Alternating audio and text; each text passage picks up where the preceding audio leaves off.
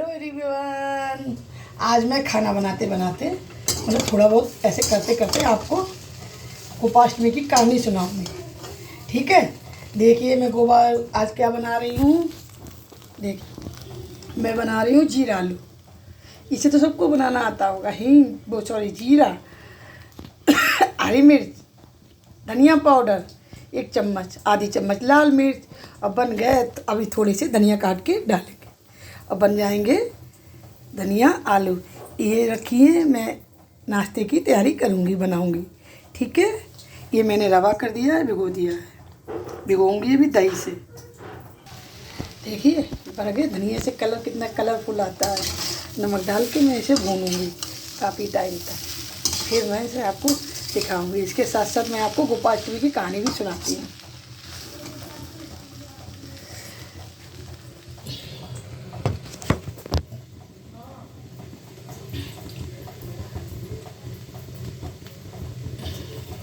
गोपाष्टमी की कहानी क्या है, क्या मैं बताती हूँ। ऐसे गोपाष्टमी क्यों मनाई जाती है? गोपाष्टमी को किसकी पूजा होती है? कामधेनु की और लड्डू गोपाल की। हमारे प्यारे राधे कृष्णा, बोलो राधे कृष्णा की जय, बोलो गोपाष्टमी की जय, बोलो कामधेनु माता की जय, बोलो राधे कृष्णा की जय, सभी देवी देवताओं की जय, बोलो गणपति बप्पा की जय। अच्छा, भगवद गीता पुराण के अनुसार श्री कृष्ण जब 5 साल के हुए थे तब उनका भी मन किया कि वो ना गायों को चराएं। वो मम्मी के पास, अपनी मतलब यशोदा मैया के पास गए। उन्होंने बोला, मैया मैया मैया मैया मैं ना गैया चढ़ाऊँगा। तब यशोदा मैया ने कहा, नहीं बेटा, आप गाय नहीं चरा सकते। तब उन्होंने कहा, क्यों नहीं चरा सकते मैं? तब उन्होंने बोला, बेटा आप गाय चराओगे तो आप अभी गाय चराने के लिए छोटे हो, आप बछड़े ही चढ़ाओ। पर उन्होंने बात नहीं मानी। उन्होंने हट किया, नहीं मैया मुझे तो गाय चरानी है, मुझे बछड़े नहीं चढ़ाने। तो उन्होंने कहा, ठीक है, जाओ अपने पापा से, मतलब नंद बाबा से पूछ लो। वो नंद बाबा के पास गए। उन्होंने कहा, नंद बाबा मैं गैया चराऊँगा। तो नंद बाबा ने कहा, बेटा अभी आप बछड़े ही चढ़ाओ, अभी आप छोटे हो, 5 साल के हो। तब उन्होंने कहा, नहीं, वो हट करने लगे, नहीं मैं गाय ही चढ़ाऊँगा। तब उन्होंने कहा, ठीक है, मैं पंडित को बुलवा कर शुभ मुहूर्त, पहले क्या था, कोई भी काम कराया जाता तो शुभ मुहूर्त पंडित जी से। आजकल तो सब आप जानते हो, मतलब थोड़ा सा हम कहना नहीं चाहते, जो आप समझ रहे हो, लेकिन पहले सब सच था। वो पंडित जी को उठा के बुलाकर उन्होंने कहा, ठीक है, मैं पंडित जी को बुलाता हूँ, मुहूर्त निकलवाता हूँ, तब आप गैया चढ़ाना शुरू करना। उन्होंने पंडित जी को बुलाया। जैसे ही पंडित जी को बुलाया, पंडित जी ने मुहूर्त देखा। तब पंडित जी अचंभे होकर बोले, हे नंद बाबा, मुहूर्त तो आज ही का है, इसके 1 साल के बाद मुहूर्त है ही नहीं, 1 साल तक। तब नंद बाबा ने सोचा, अब क्या कर सकते हैं। नंद लाला तो जिद कर रहे हैं। उन्होंने कहा, मुझे आज ही गाय चरानी है। तब उन्होंने पंडित जी से कहा, चलिए आज ही विधि प्रारंभ करिए। ठीक है, विधि विधान से उनका पूजन हुआ, स्थापना हुई और कृष्ण जी को गाय चराने का, मतलब लाला को गाय चराने का मौका मिल गया। उन्होंने गायों की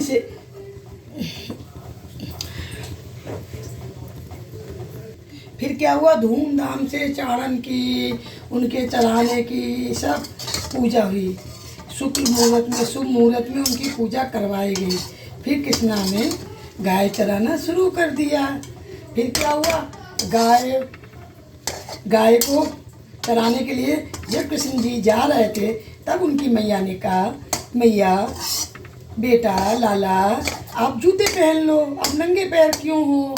तब उन्होंने कहा, मैया जूते तो मैं तब पहन लूँ जब आप मेरी गैया को भी जूते पहनाओ, हो सके तो उनको भी जूते पहनाओ। जब मेरी गैया नंगी चल रही हैं तो मैं क्यों नंगा चलूँ, मैं क्यों चप्पल पहनूँ? यही कहते हुए किशन जी नंगे पैर अपनी गैया को चराने के लिए चल दिए। आगे आगे गैया, पीछे पीछे कृष्णा, उनके पीछे बलदाव, उनके भी पीछे कौन? हमारे ग्वाले सारे, जो जितने सारे ग्वाले होते हैं वो लोग आगे आगे, बड़ा अच्छा मंजर बन गया था। वो नंगे पैर जा रहे थे, मधुबन में गाने अच्छे से बज रहे थे। माता यशोदा ने कान्हा का भी खूब अच्छा श्रृंगार किया था और गायों को वृंदावन जाने लगे। सॉरी। अपने अपने धाम में वो लोग अच्छे अच्छे पीछे बांसुरी बजाते हुए कृष्ण जा रहे थे। गैया उनकी बांसुरी में मग्न आराम से झूम रही थी, चल रही थी।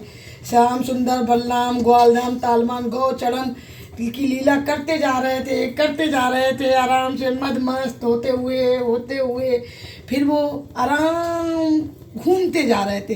फिर क्या हुआ, उन्होंने भगवान कृष्ण ने अति गौ चरण में ग्वाल बालों ने ताल बांधे, उनसे गोविंद गोविंद कहने लगे। गोविंद, तभी से उनका नाम गोविंद पड़ा। जब वो 5 साल के थे तो उनका नाम गोविंद पड़ा। फिर क्या हुआ, गायों की रक्षा करने के कारण उनका नाम गोविंद पड़ा। सॉरी। गोविंद पढ़ने के बाद फिर श्री कृष्ण ने गायों और ग्वालों की रक्षा के लिए पता है क्या किया था? आपको पता है गोवर्धन पर्वत उन्होंने कितने दिन उठाया था? किसी को पता है तो कमेंट करके बताइए, लाइक करके बताइए, नहीं पता है तो सब्सक्राइब करके बताइए, दोनों नहीं पता है तो लाइक कमेंट शेयर दोनों करिए। आप इंडिया से हैं तो लाइक करिए, सब्सक्राइब करिए, बाहर से हैं तो कमेंट करिए, मुझे बहुत अच्छा लगेगा। फिर उन्होंने 7 दिन तक उंगली पर अपना, जब बारिश इंद्र भगवान का झगड़ा, जब इंद्र भगवान को की पूजा करने के लिए बरसाने वाले ने कह दिया मेरे भगवान तो कृष्णा है, तब उन्हें इंद्र को अहंकार हो गया। उन्होंने खूब तेज बादल इतनी तेज बरसाए, खूब तेज बारिश होने लगी।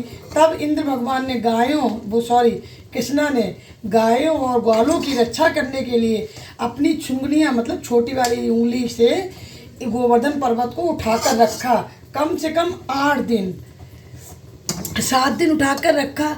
7 दिन तक वो आराम से, 7 दिन में इंद्र भगवान का अहंकार चूर चूर हो गया। इंद्र भगवान ने हर कोशिश कर ली थी लेकिन वो हार कृष्ण के आगे। तब वो भगवान कृष्णा के पास आए और उन्होंने अपना अहम त्याग कर कृष्ण की शरण में हाथ जोड़ कर कहा, हे नाथ मुझे माफ़ कर दो, मुझसे गलती हो गई, मैं पता नहीं किस अहम में आपसे ये दुर्व्यवहार कर बैठा। उन्होंने माफ़ी मांग कर कृष्ण से सुलह कर ली और कृष्ण भगवान ने उसके बाद इंद्र की कामधेनु गाय जो थी इंद्र की कामधेनु गाय ने भगवान का अभिषेक किया। कामधेनु गाय ने भगवान जी का मतलब कृष्णा का अभिषेक किया और इंद्र ने भगवान को गोविंद कहकर संबोधित किया, पुकारा, हरे गोविंद सब हरते, सारे दुखों को हरते। वास्तव में कृष्णा सब हरते हैं, लड्डू गोपाल सब हरते हैं, सब राधे कृष्णा खाटू श्याम जी सब ये एक ही हैं, अलग अलग नाम हैं सब एक ही। तो बोलो श्री हरि विष्णु की जय, बोलो लक्ष्मी नारायण की जय। ये थी गोपाष्टमी की कथा। मतलब ग्वालों के साथ कृष्णा ग्वालबार बनकर अपनी गायों को चराते थे। इस तरह से गोपाष्टमी की कथा हो गई। उस दिन अष्टमी थी, अष्टमी के दिन उन्होंने गायें चराना शुरू किया था, इसलिए उस दिन गोपाष्टमी मनाई जाती है कामधेनु के नाम से। कामधेनु। और 8वें ही दिन ये भी है, 8वें जब इंद्र का और बरसानों वालों का झगड़ा हुआ तो 8वें ही दिन क्या बोलते हैं, उनकी सुलह भी 8वें ही दिन हुई, तो इसलिए अष्टमी गोपाष्टमी मनाई जाती है। बोलो कृष्णा भगवान की जय, राधा कृष्णा की जय। ठीक है, रेनू की मौज मस्ती में आने के लिए धन्यवाद। आपको अच्छा लगा हो, मेरी कहानी पसंद आई हो, मेरा स्टाइल अच्छा लगा हो तो मेरे चैनल पे आइए, विजिट करिए, मेरे को सपोर्ट करिए, लाइक करिए, सब्सक्राइब करिए, कमेंट करिए और रेनू मौज मस्ती को खूब ऊपर तक ले जाइए। मैं आपकी आभारी रहूँगी। रेनू की मौज मस्ती के लिए नमस्कार, bye bye, Radhe Krishna, Radhe Radhe, love you guys, subscribe करिए, बाय बाय।